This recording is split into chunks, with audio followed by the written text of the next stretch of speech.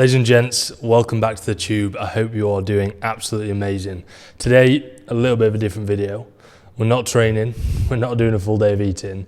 This is educational. So if you want to learn something, if you want to be able to take away some points and actually apply this to your own physique development, then keep watching. Today, as the title suggested, we're going over the age-old question, should you bulk or should you cut? And to be honest, it's not a one answer.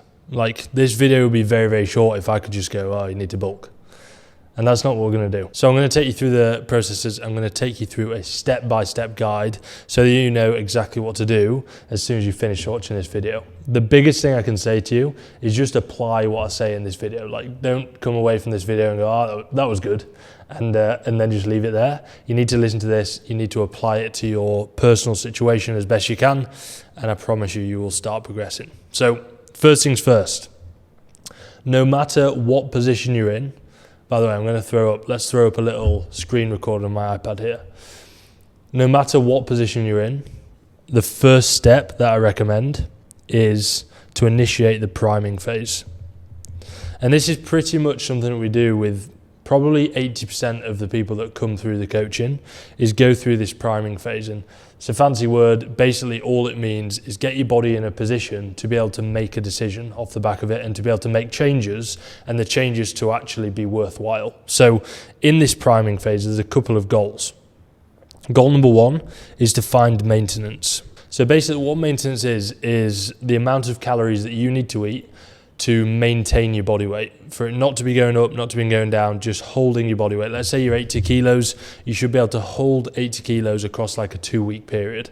That maintenance phase, that priming phase can last anywhere from 2 up to like 6 weeks, potentially longer, depending on really what you're trying to get out of it. So goal number one is find maintenance. What I'm going to do to make this super easy for you is I'm going to link below our 7-day Kickstarter course, and within that course it helps you find maintenance. We do that on like day 2, I think it is. So there's a link below to sign up to the 7-day Kickstarter course. It's completely free, by the way, so you don't need to pay for anything. There's no obligations or anything.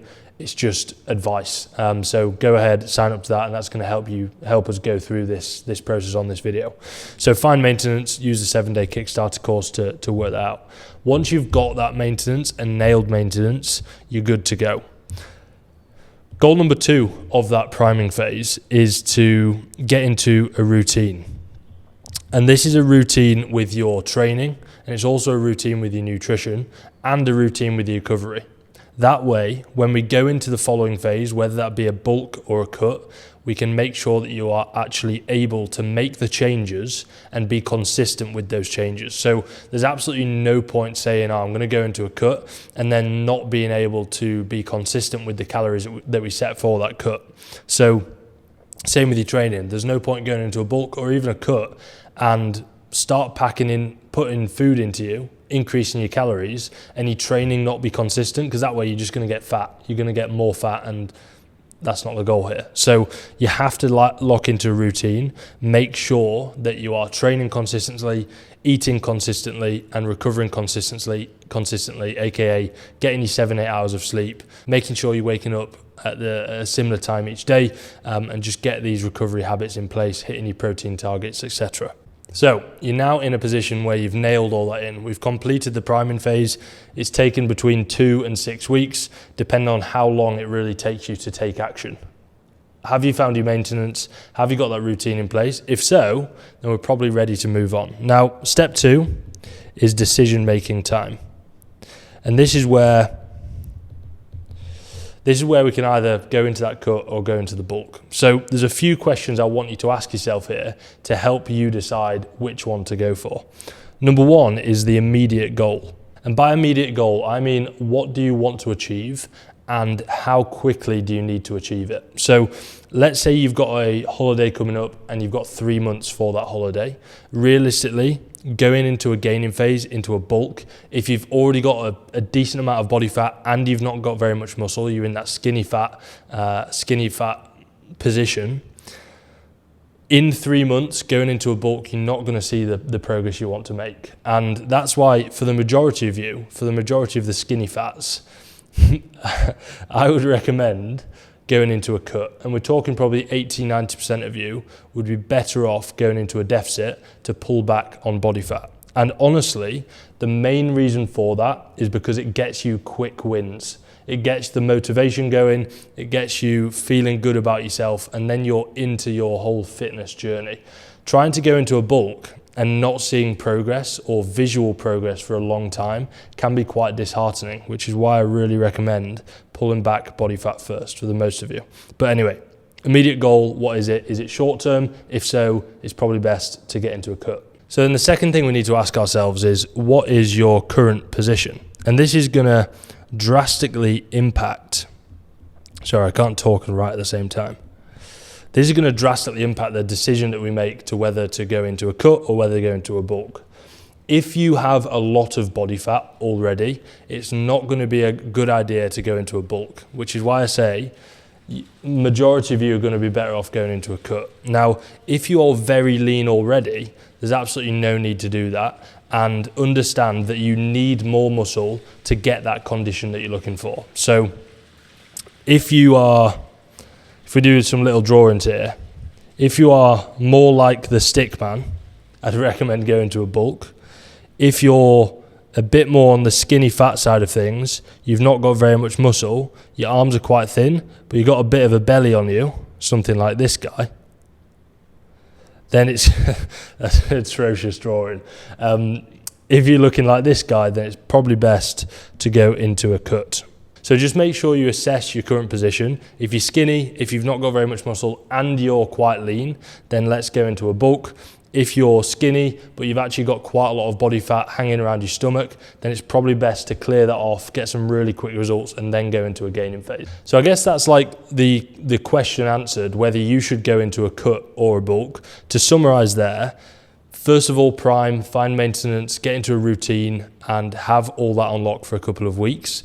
Then you'll be ready to make a decision whether to go into a cut or a bulk. If you're skinny, not got very much muscle, then go into a bulk. If you're skinny and not got very much muscle, but you do have quite a lot of body fat around your stomach, then let's get some quick wins. Let's make that really quick progress across maybe a 3-month period, and then you can transition into the gaining phase. And that's going to create a really nice runway for progression for you as well. So then the next big question is, how do you actually execute these two things? So first of all, I'm going to go over how to do a cut and go over like the first couple of weeks. Understand, if you want more information on this and you want this to be better, go download a 7-day Kickstarter, get involved, go through the 7 days. It's going to help you out loads. But I'm going to give you some value on this video nonetheless. So we've got cut on the left, we've got bulk, sorry, terrible handwriting, on the right. That looks like it says cult. So let's make a little change there. Cool, so your maintenance, let's say you worked it out and it happened to be 2,000 calories. And that can be on the bulk as well.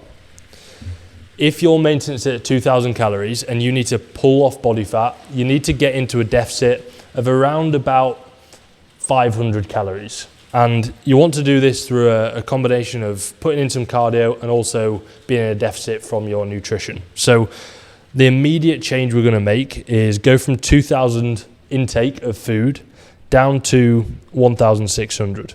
So that initial change is going to get you into a really good deficit. If your maintenance isn't 2,000, then you obviously need to work this out yourself. Again, it's in the 7-day Kickstarter, but as a general rule of thumb, pull down by about 15 to 20% of that intake. The second thing you want to do is add in some cardio. Here, I want you to start off really nice and low. So don't push the cardio super high from the get-go. You can do 2 to 3 lots of 20 minutes in the week is going to be a really, really good starting point. And this here is going to keep you in a deficit for a good few weeks. Now, what we'll see is you'll run this for a few weeks, you'll lose a few kilos of body fat. Let's say you lose 4 to 5 kilos down. And you'll notice that things stall, things just stop moving. So what we need to do here is then create that deficit again. So basically your body weight's here, your maintenance is here, you've created that deficit, your body weight's come down, and now you're back at maintenance. So if you need to lose more body fat, you need to lose more body weight, you need to pull into a deficit again. And this is where we can just start to make small tweaks. So now you'll pull down your calorie intake by maybe 10% or 5 to 10% from where this is. Make small tweaks. Don't go too big, make small, or else you'll find this diet really hard and you'll just run into a wall. Make sure you pull back small, 5 to 10%, and that's going to keep you going throughout the deficit. Or you can increase cardio, maybe add in 5 minutes of cardio onto each session, and that's going to, again, have you progressing throughout the cut. So you basically just rinse and repeat that. There's obviously a lot of nuances that go into your training, etc., but that is the very, very bare bones of the deficit. Now, if you're in a bulk, we want to aim for something slightly different. So in a bulk, you need to be a lot more conservative. You can't afford to be like in a deficit. You want to be pulling off maybe 1% a week. So if you're 80 kilos, pulling off like 0.8 kilos a week. In a bulk, it's more like 1% a month going upwards. So we need to be a lot more conservative. Your maintenance is 2,000. What we're going to do initially, let me make the bulk a slightly different color. Let's make it red. So maintenance is 2,000. What we need to do initially is get into a surplus, and that's going to involve increasing your food intake. So we're going to go from 2,000 up to 2,200. So a really, really small increase initially.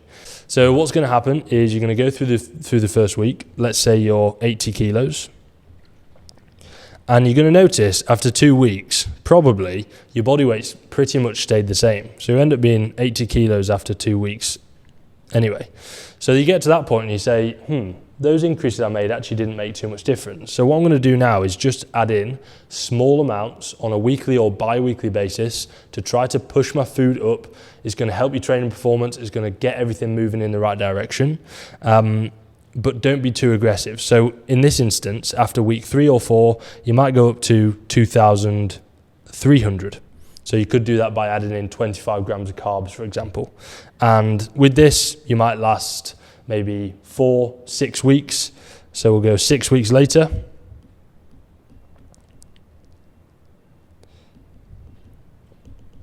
You might end up being, again, we're looking for that 1% a month. 6 weeks later, you might end up being 81.2, something like that. You've got to be pretty accurate with your weigh-ins. And you're finding yourself maintaining your body weight again. So that's where you just rinse and repeat this of slightly increasing your food to make sure you can continue that bulk, building muscle.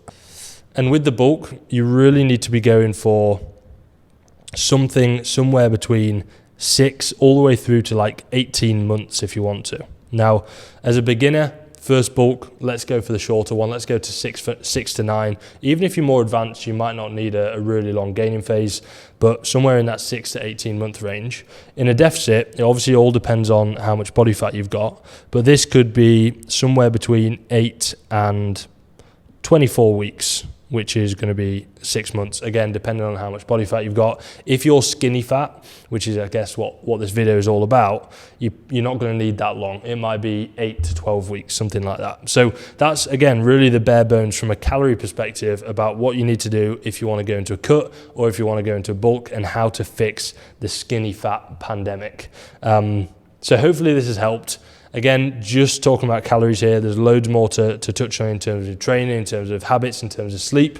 So what I'd really recommend is going ahead, clicking the link below, going into our 7-day Kickstarter course, and that is going to help you massively with setting into a good routine, getting a training plan in place, and moving forward with your physique in the right direction.